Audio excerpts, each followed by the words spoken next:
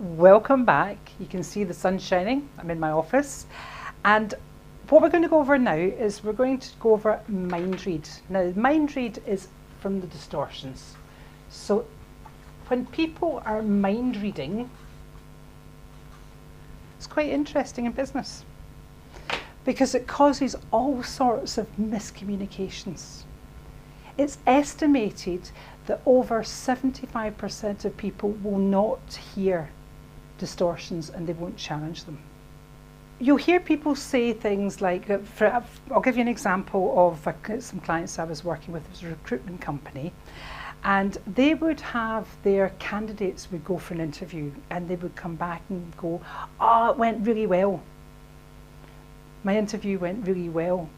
And when these people were trained to really drill down a little bit, because for all they knew, it could have gone really well, but they didn't really know that for fact. So by asking people, how do you know it went well? So they started asking their candidates to really give evidence of how they knew something went. And very often they would find, well, and it turned out they didn't have evidence. So when you're using a mind read in business, what you're doing is you're asking a question that comes up. You normally feel it in your gut that goes, how do you know? So when someone says something and you feel to ask them the question, how do you know? Another example I've had in business is when people have, maybe there's lots of change going on in the company. We all know what that's all like. And they'll see their boss's door closed. And within, a day, a rumour can go round the office really quickly. Do you know that door's closed? They're deciding who's going to be made redundant. Now, if 75% of people aren't challenging, can you see how quickly, by not challenging that can turn into fact for a lot of people, but actually they don't know. Maybe that person just had a really busy day and wanted their door closed so they could get on with stuff.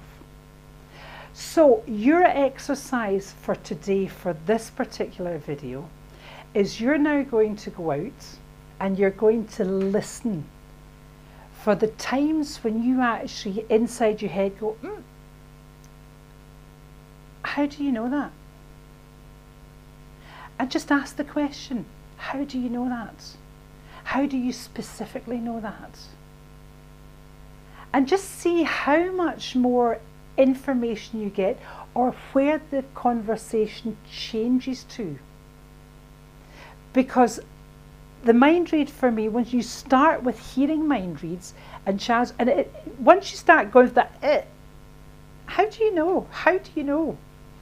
Tuning up that ability to just ask, and you'll very quickly find out if someone has evidence, fantastic. But many times you'll find someone really doesn't know, and that quickly clears that situation and allows you to go deeper into the questioning to get more information. Now, as I said before, remember when you use the meta model, you're using the meta model only when there's a problem.